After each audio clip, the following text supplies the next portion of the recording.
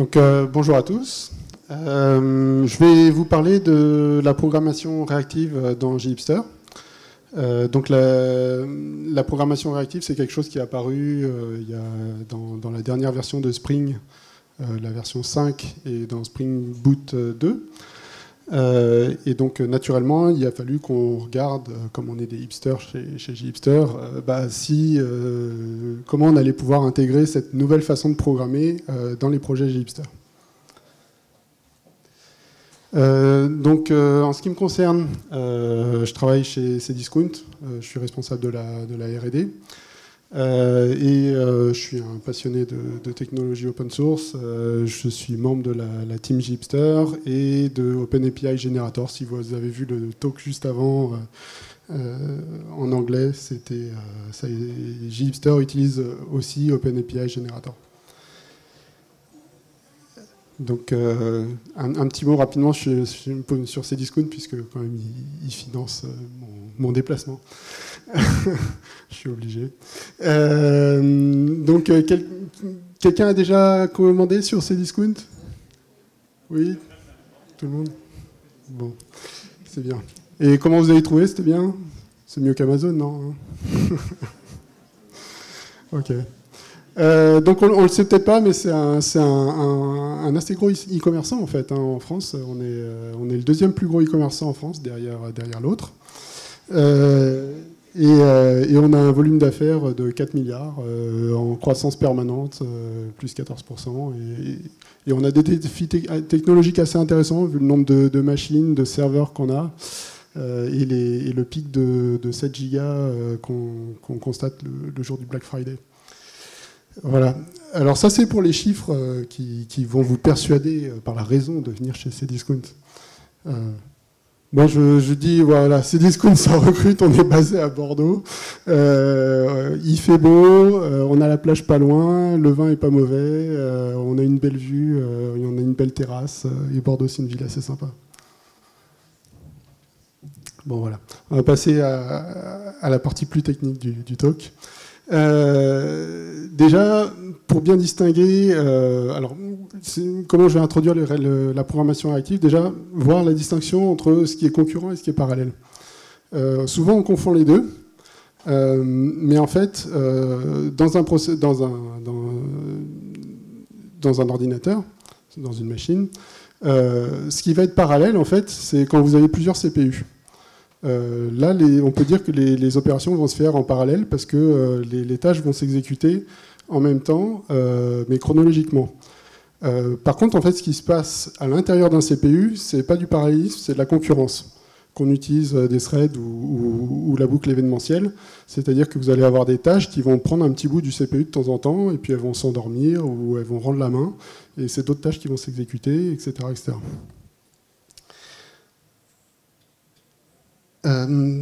Donc on traite en fait le problème, c'est surtout de traiter de concurrence, et il y a deux façons de faire principalement. Pendant très longtemps, on a surtout utilisé la première, qui était de faire des threads. Donc pour faire des threads, en fait, l'idée c'est que j'ai plusieurs tâches que je vais exécuter en parallèle, et pour les exécuter, je vais les exécuter dans les threads. Les threads, ils vont être mis à disposition par l'OS, et c'est ensuite l'OS qui va se charger de faire basculer, de donner un peu de temps à chaque thread pour exécuter ce qu'ils ont à faire. Et du coup, il va donner un peu de temps à une tâche, et puis il va faire ce qu'on appelle un context switch. Il va sauvegarder le contexte de la tâche, passer à une autre tâche, etc., etc. Ça marchait, on a utilisé ça pendant assez longtemps. Il y a eu des soucis à un moment, c'est que la gestion des threads n'était pas optimale dans les OS.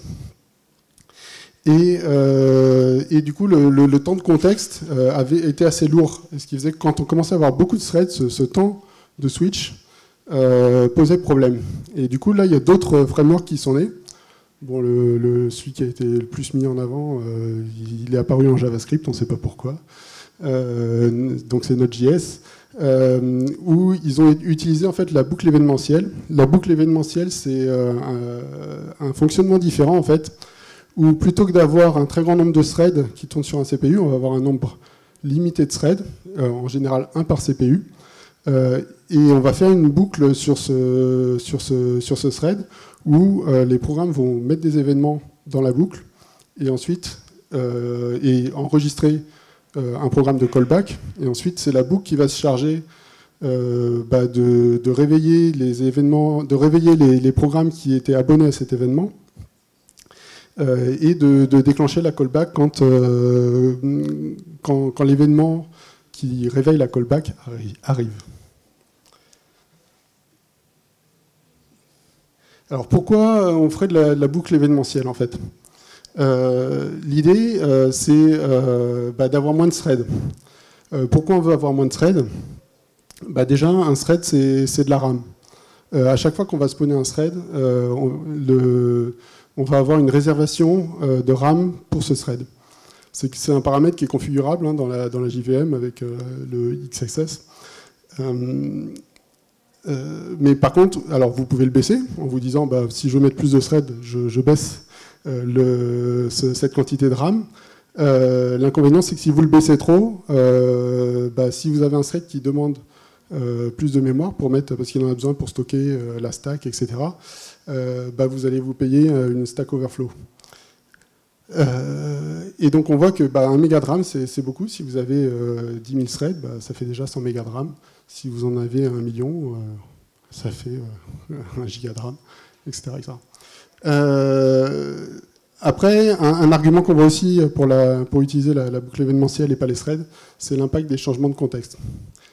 Le fait de passer d'un thread à l'autre aurait un impact sur... voilà, ça prend du temps, ça prend quelques microsecondes, et du coup, ça a un impact. Je me pose la question si c'est réel. Aujourd'hui, je n'ai pas la réponse, si quelqu'un l'a, parce que même en boucle événementielle, on a un changement de contexte. Il faut bien que le contexte de la tâche qui arrive et qu'on va exécuter, il vienne de quelque part.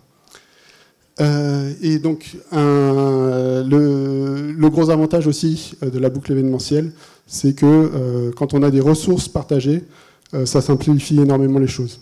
Si vous avez déjà amusé à partager des données entre des threads, en mettant des synchronize, des logs, des machins, etc., comme disait Josh Long ce matin, il y a une personne qui sait utiliser les threads et c'est pas vous.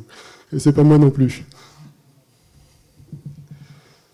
Voilà, donc ça c'est un benchmark qu'on a fait pour montrer, donc avec une application Spring MVC et Spring Webflux, où on envoie 512 connexions en parallèle. Et on ne voit pas trop les chiffres, mais là il y a 500. Donc effectivement, Spring MVC, on a 500 threads en parallèle, c'est 500 mégas de RAM réservés.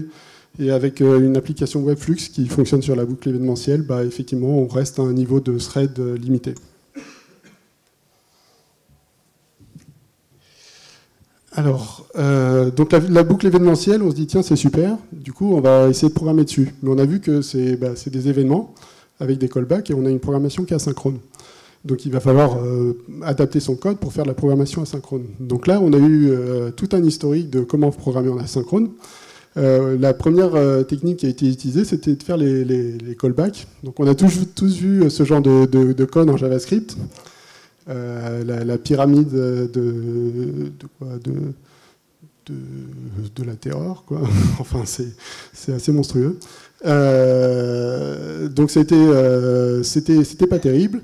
Il y a eu d'autres techniques qui sont apparues avec les promises ou les futures en Java et ensuite les completable futures. C'était bien pour des objets qui ont une cardinalité de 1. C'est-à-dire que grosso modo, j'ai un objet qui va m'arriver dans le futur. Le problème, c'est que ça gère l'asynchronisme, mais quand on commence à faire de l'asynchronisme, ce qu'on veut pouvoir faire, c'est faire aussi sur des collections, sur des streams en fait. Donc plutôt que d'avoir une liste qui va m'arriver dans le futur, je veux avoir les éléments de la liste au fur et à mesure qu'ils arrivent. Donc il y a eu des librairies qui sont apparues, notamment ArixJava, qui se base sur le pattern observable, et qui permettait de gérer des streams comme ça, de données qui arrivent au fil de l'eau et qu'on traite au fil de l'eau. Par contre, dans la version 1 de ArixJava, il n'y avait pas la notion de back pressure, non bloquante en tout cas. La back pressure, c'est important, c'est ce qui permet qu'un publisher, un programme qui publie des données, n'aille pas suralimenter un programme qui en consomme. et que du coup ça le fasse exploser derrière. Et donc là, il y a quelque chose qui est apparu qui s'appelle les Reactive Streams en Java, qui est un modèle de streams avec une back pressure et non bloquante. Alors comment on fait ça? Bon, très rapidement, j'ai enlevé, j'ai pas mal édulcoré, et normalement il y a aussi une souscription entre le publisher et le subscriber. Mais l'idée, c'est grosso modo, c'est pool-based, c'est-à-dire c'est le subscriber qui va dire au publisher donne-moi des éléments, il va faire un request. Et donc il dit bah, j'ai une capacité de traitement de M, donne-moi M. Maintenant j'ai N de plus, donne-moi N de plus. Et le publisher va envoyer au fur et à mesure les données qui arrivent. Il y a des librairies qui ont été implémentées pour soutenir ce pattern des Reactive Streams, dont celle utilisée par Spring, par Webflux, qui est Reactor, dans lequel on avait deux types de publishers. Le publisher mono, qui va en fait publier 0 ou un élément au maximum. C'est l'équivalent d'un completable future, hein, ça fait à peu près la même chose, sauf que on a accès à toute la panoplie d'opérateurs de la librairie Reactor. Et le flux, là le flux ça devient très intéressant, c'est de 0 à n, voire à l'infini d'éléments qui sont publiés. Et toute une série d'opérateurs pour les streams, donc vraiment une librairie stream très très complète pour faire des maps, des flat maps, des zips, des filters, etc. Et donc en Spring 5, Pivotal, ils ont décidé d'implémenter les API réactives basées sur Reactor.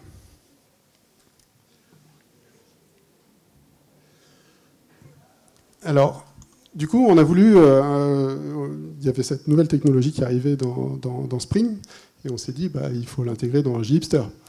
Et la première tentative qui a été faite, ça a été de se dire, bah, on a nos request mapping, là, dans nos contrôleurs, et on va wrapper, tout bêtement, les types de retours dans des flux et des monos, et puis voilà, c'est devenu réactif.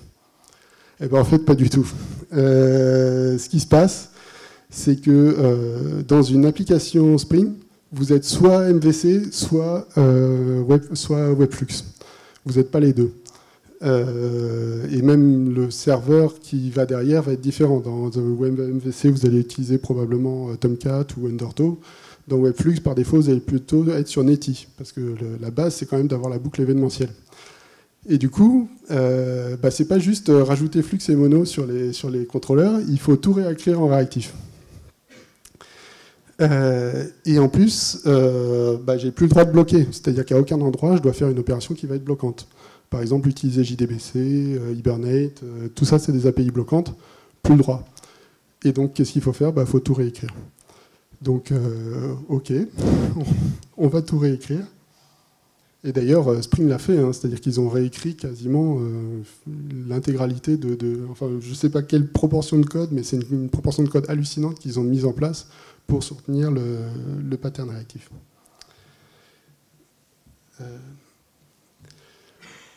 Donc, l'option réactive dans JHipster, qu'on a commencé à développer, elle est en cours de développement.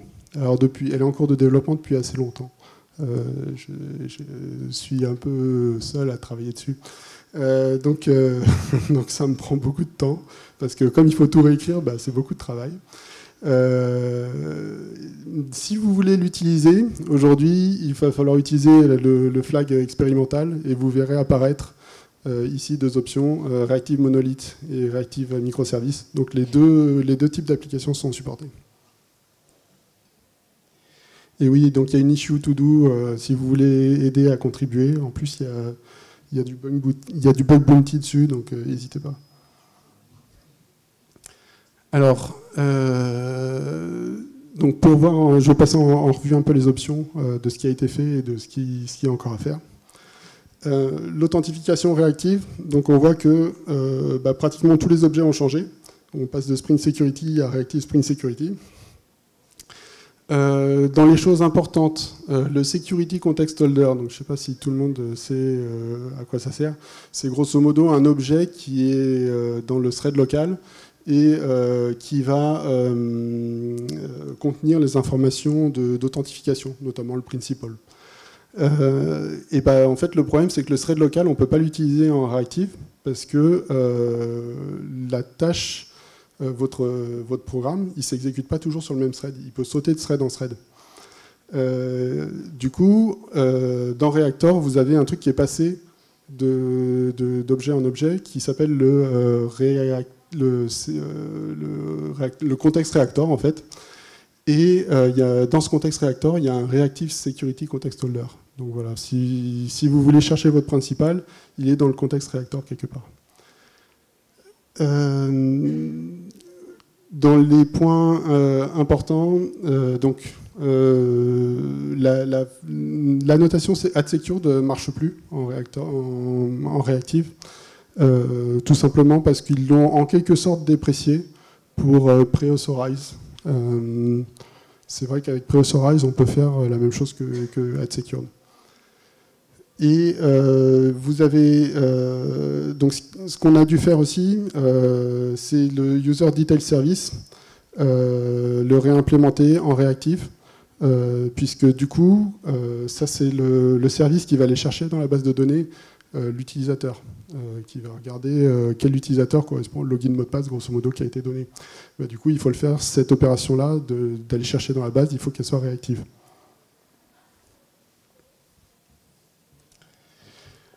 Du coup, ça donne quoi? Ça donne que JWT, ça a été fait, sachant que c'était une implémentation JWT un peu custom, c'est pas quelque chose qui vient de Spring, c'est quelque chose qui avait été codé par Gipster. Donc ça a été recodé aussi pour Reactive Gipster. Les sessions HTTP, donc là, c'est un peu plus tout fait dans le framework Spring. Par contre, ils n'ont pas implémenté le Remember Me. Donc aujourd'hui, si vous voulez faire des sessions HTTP, bah, il n'y a pas de Remember Me, sachant que la recommandation de Pivotal, c'est de migrer vers Spring Session. Une question qu'on pourrait se poser, c'est est-ce qu'il ne faudrait pas migrer sur Spring Session aussi pour le MVC, puisque c'est plutôt vers ça que Pivotal tend à aller. Et il a fallu rajouter un filtre pour le cookie CSurf, puisque le token CSurf n'était pas automatiquement mis dans le cookie Spring Security, alors que c'est le cas en non réactif. Donc il y a des comportements qui sont un peu différents entre la stack réactive et la stack non réactive. Et alors, OIDC, O2, donc je pense que c'est un gros morceau, en tout cas pour l'instant c'est suffisamment gros pour que j'ai eu peur de m'y frotter. Mais j'essaye de convaincre Matt de m'aider là-dessus. Évidemment, si vous voulez contribuer, il n'y a pas de souci. Et d'autant que c'est un point très important. Alors pour l'accès aux bases de données, donc pareil, Spring Data devient Reactive Spring Data. MongoDB, ça fonctionne bien, pas de souci. Il y a juste eu un petit truc, en fait, Netty ne va pas vous bloquer sur le nombre de requêtes qui arrivent, contrairement à un serveur. Si vous avez un Tomcat, en général, vous dites la taille max du pool de thread que vous voulez. Vous lui dites 300 connexions maximum. Netty, non, vous voulez 5000 connexions, il vous envoie les 5000 connexions. Et si vous faites ça, en fait, ça peut faire exploser des trucs assez loin. Et notamment avec MongoDB, le driver MongoDB, il a une file. Si vous avez 5000 requêtes qui arrivent dans la file, il va vous sortir des exceptions. Donc l'idée, ça a été d'augmenter la file. Voilà, donc maintenant la file, elle augmente beaucoup, elle accepte beaucoup plus de requêtes en attente, en fait. Pour Cassandra, donc pas mal de boulot, d'autant que le driver, en fait, le Gipster utilise le driver DataStax Mapper, en tout cas pour le code des users et des accounts. Ce qui fait que en fait, ce mapper, driver DataStax, il n'existe pas en réactive. Donc ce qui a été fait, c'était de remplacer la couche qui utilise DataStax par la couche Spring Data, où là on a un driver réactif Cassandra Template qu'on peut utiliser.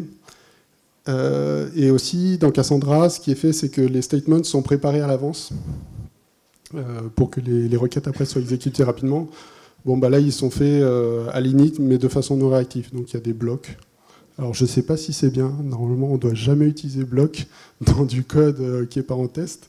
Là, pour l'instant c'est comme ça, s'il y a des meilleures idées, c'est sûrement très bien. Et un des avantages qu'on a, comme on est en réactif, tout ce qui est, et qu'on est en asynchrone, tout ce qui est opération qu'on veut exécuter en parallèle, c'est très facile, c'est presque naturel en fait.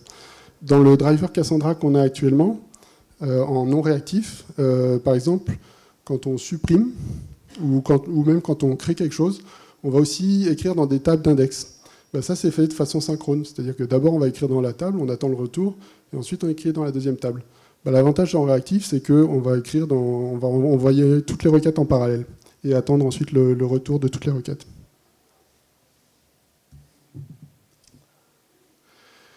Couchbase marche aussi.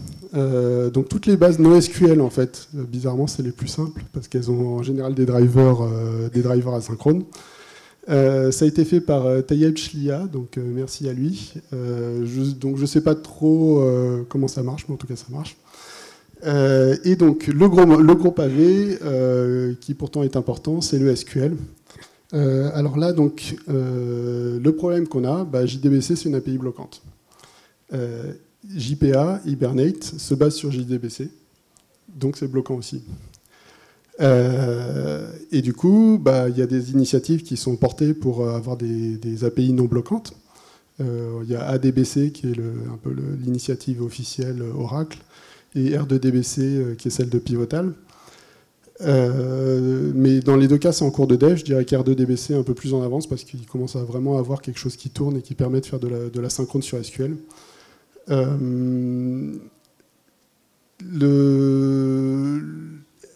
R2DBC, il y a des choses qui sont encore très récentes. Par exemple, si vous voulez un pool de connexion, ça paraît assez évident quand on veut attaquer une base de données d'avoir un pool de connexion vers cette base. Vous voyez que la version, c'est 0.0.1.m2. Donc, c'est même pas encore la 0.0.1. C'est un milestone pour la 0.0.1. Et en plus, ce ne sont pas des ORM. C'est-à-dire que vous vous retrouvez à faire du JDBC. Et les transactions viennent à peine d'arriver. Donc, on est encore très loin d'avoir un truc aussi utile à utiliser qu'Hibernate.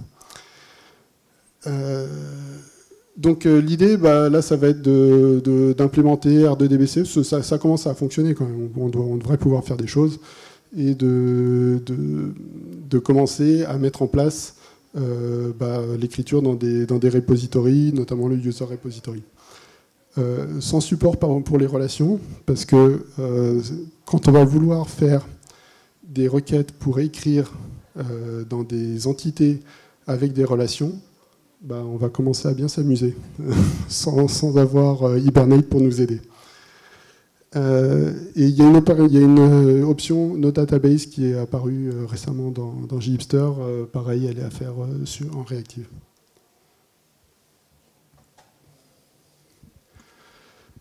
Donc pour donner un panorama sur toutes les autres fonctionnalités en fait, dans JHipster, quand on commence à regarder un peu à traduire toutes les fonctionnalités qui existent dans un projet JHipster, on se rend compte qu'en fait, il y en a pas mal. JHipster fait pas mal de choses. Donc, toute la partie web, c'est plutôt fait. Donc, ça va servir le front-end. Le filtre CORS existe. Les filtres pour faire le cache control, etc., existent aussi. La pagination. Alors, la pagination, c'est un point intéressant, c'est fait, mais en fait la pagination c'est un peu un mode bloquant en fait, parce que vous allez récupérer une page d'un coup et envoyer toute la page. Donc on peut se demander si c'est vraiment utile de faire de la pagination quand on a du réactif. Est-ce qu'il ne vaudrait pas mieux envoyer les éléments au fil de l'eau, au fur et à mesure qu'on les récupère. Déploiement dans serveur d'application, ce qu'on peut faire avec Spring MVC, en fait c'est tout simplement pas supporté par Webflux. Parce que qui dit serveur d'application dit en général plutôt du thread, du servlet, et donc pas du tout de la boucle événementielle. Donc vous aurez quasiment forcément un jar avec une application Webflux. La gestion des utilisateurs fonctionne, les actuateurs aussi. Les métriques avec Micrometer, donc ça a été vraiment la bonne surprise, c'est que ça a marché comme ça. Il y a juste eu à mettre la dépendance Micrometer et ça a fonctionné. Dans les choses qui sont aujourd'hui NOC, donc en rouge et vers la fin, toute la partie audit aujourd'hui n'existe pas. Donc les audits de sécurité, les audits de bases de données, etc., qui sont utilisés par JHipster, aujourd'hui n'ont pas encore été faites en Spring Webflux. Donc le code existe encore dans le générateur. Par contre, il est non fonctionnel, c'est-à-dire que le listener il recevra jamais d'event. Du coup, il faut le nettoyer, ça fait partie des choses à faire. Le cache, le support du cache, aujourd'hui, il est pareil, le générateur le génère, ça a l'air de fonctionner, je suis quasiment sûr que ça ne marche pas, parce que si vous avez un cache, je ne sais pas moi, Hazelcast, etc., il faut sûrement avoir des interfaces asynchrones avec ce cache. Et là, aujourd'hui, elles sont synchrones, donc à mon avis, ça ne marche pas. Et SpringFox, pareil, donc celui-là, il a carrément été enlevé parce qu'il ne fonctionne pas du tout. On attend une nouvelle version de SpringFox pour que ça marche. Donc voilà, si vous commencez à faire une application réactive, il y a quelques fonctionnalités qui vont disparaître. Ça peut être gênant si elles sont importantes. Du coup, les prochaines étapes, pour moi, donc c'est ma roadmap perso, ça va être de rendre le code production ready et le sortir de l'option expérimentale pour que déjà lui donner un peu de visibilité, parce que je ne sais pas combien connaissaient l'option, savaient qu'elle existait. Oui, bon, il y a quelques mains, mais pas beaucoup. Du coup, je suis là pour en parler, pour dire qu'elle existe. Vous pouvez déjà l'utiliser avec Expérimental. Je promets que je vais m'y remettre et nettoyer pour pouvoir enlever le flag et que ça apparaisse quand vous générez une application JHipster. Donc voilà, il y a quelques tâches à faire, notamment désactiver le générateur d'entités. Oui, parce que le générateur d'entité aujourd'hui n'est pas du tout fait. C'était pas marqué dans les notes OK. Mais c'est un gros pavé et c'est une fonctionnalité qui est assez appréciée dans JHipster, donc il faudra bien la faire un moment. Donc voilà, comme je disais, il reste à développer toutes les options manquantes, donc les bases de données SQL, O2, les options. Et là, dans les options, il y a des choses assez intéressantes. Elasticsearch, Kafka, WebSocket. Si on regarde en fait là où le Reactive Streams est vraiment hyper utile et intéressant, c'est dans la partie Streams. Dans Reactive Streams, il y a Streams. Et quand on a Kafka ou des WebSockets, on a des Streams. Et du coup, mettre de l'asynchrone et du non-bloquant et du réactif avec de la back pressure sur des cas de Streams, c'est là où vraiment vous allez avoir l'utilité du réactif. Vous pouvez très bien aujourd'hui même faire des projets réacteurs Kafka, par exemple. On peut faire des trucs extraordinaires.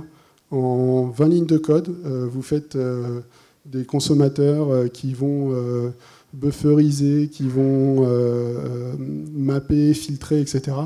Alors que le faire en impératif, ça prendrait beaucoup plus de code. Et donc, le gros morceau auquel il faudra s'attaquer aussi, c'est le générateur d'entités. Le générateur d'entités, il est assez monstrueux dans JHipster. On a pas mal d'options. Vous pouvez faire avec ou sans DTO, avec ou sans service. Il faut gérer la pagination. Il y a toute la partie test qui est un énorme pavé. Et donc, voilà, il faut s'y attaquer. Pour l'avoir fait sur un module JHipster pour gRPC, voilà, je me rends compte un peu du boulot que ça va représenter, ça va être sympa.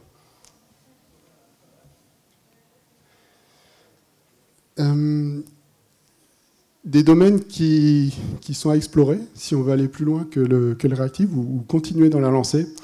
Les coroutines, tout ce qui est coroutine, fibers, continuation, c'est un peu des noms différents pour dire la même chose. Je pense que c'est un peu l'avenir, c'est un peu la suite. Ça existe déjà dans plein de langages, ça n'existe toujours pas en Java.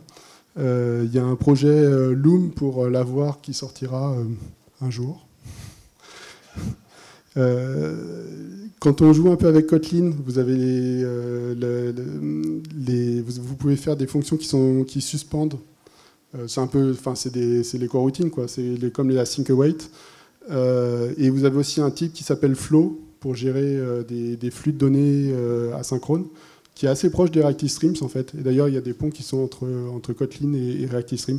Donc Kotlin, comme d'habitude, est super en avance sur Java. Malheureusement, on ne peut pas l'utiliser en entreprise parce que ce n'est pas un langage qui est suffisamment connu et développé. Donc on espère que ça arrivera un jour dans Java, toutes les bonnes idées de Kotlin. Et sur les choses que je voudrais regarder aussi, les supports, les protocoles qui ont un bon support du streaming.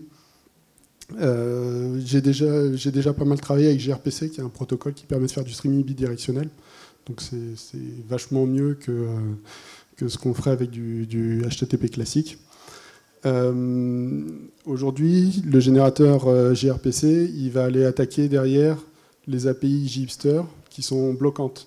Donc en fait, le gRPC, lui, il a beau être non bloquant, derrière, il est obligé d'exécuter ses requêtes sur du code bloquant et donc de le faire dans des pools de threads. Là, une fois que l'application réactive sera au bon niveau, on pourra câbler gRPC pour être réactif de bout en bout, depuis la couche gRPC jusqu'à la base de données. Et AirSocket, donc si vous avez vu le talk de Josh ce matin, une initiative très intéressante. Ça reprend les idées de gRPC, mais ça va un peu plus loin. C'est nativement Reactive Streams depuis le début, depuis la conception. Alors que gRPC a des principes identiques aux Reactive Streams, et la couche Reactive Streams, en fait, elle est rajoutée par-dessus en faisant une espèce de matching d'impédance entre les deux API.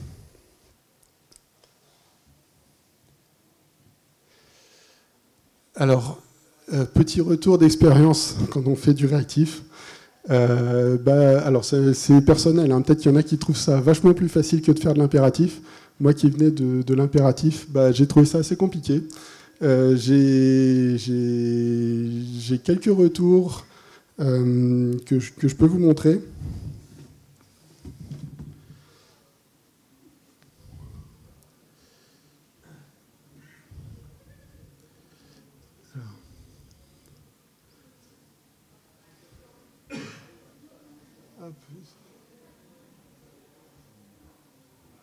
Ah, c'est tout petit.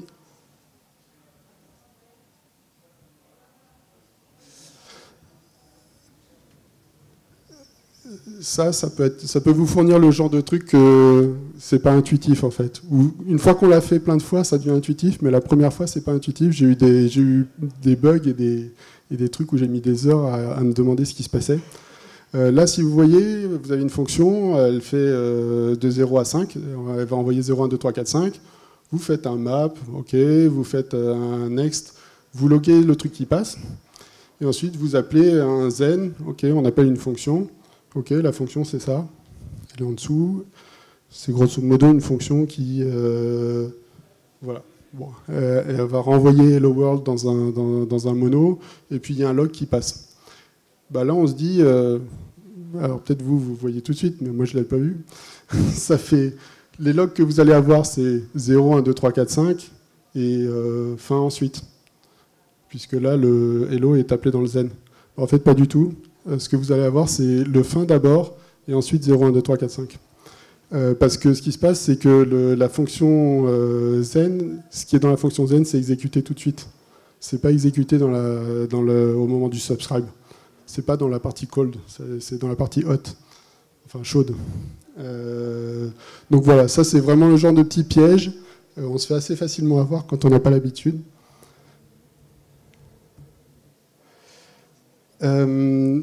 D'autres choses, quand on comment dire, si vous avez des erreurs, des exceptions, tout ce qui est stack, ou même si vous mettez un breakpoint à un endroit, votre code il est asynchrone, donc vous ne savez pas d'où vous venez. D'ailleurs, vous ne pouvez pas faire de pas à pas. vous ne pouvez pas passer facilement au step suivant. Si vous voulez passer au step suivant, il faut mettre un nouveau breakpoint dans la fonction qui gère le step suivant. Donc on met des breakpoints partout et puis on clique continue, continue, mais on ne fait pas le F6, F8, je ne sais plus, pour passer d'une instruction à la suivante. Et quand on reçoit une stack trace, c'est assez cryptique. Pour comprendre ce qui se passe, alors,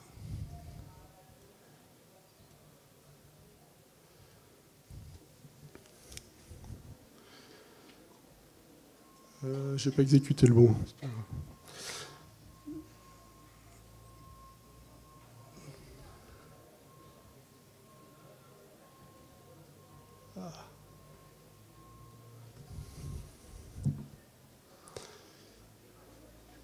Alors, pour qu'on voit quelque chose...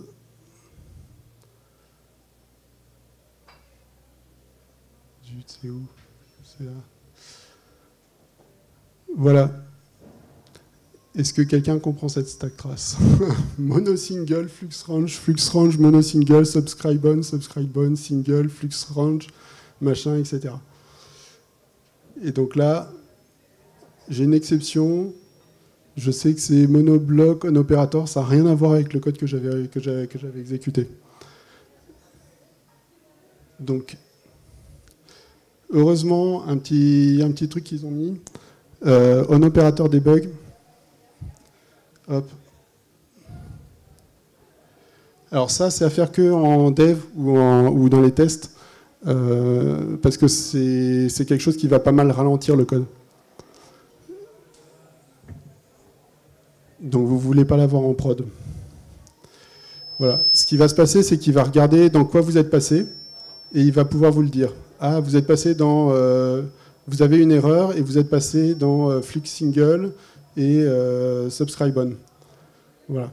Et du coup, voilà, on vous dit, vous êtes passé par la ligne 37, la ligne 38, etc.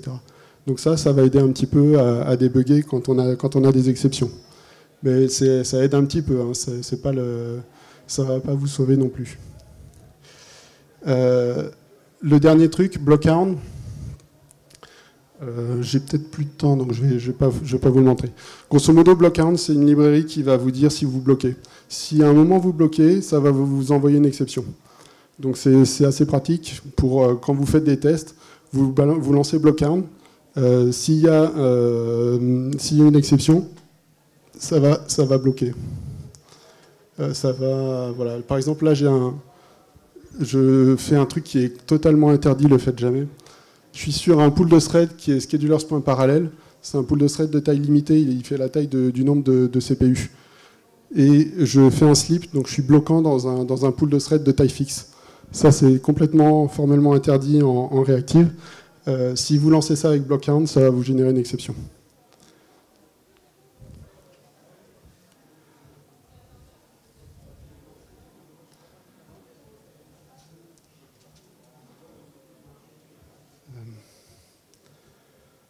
Ok.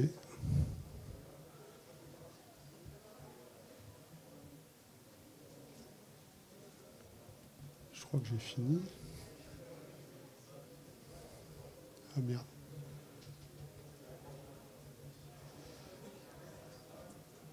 Eh ben j'ai fini.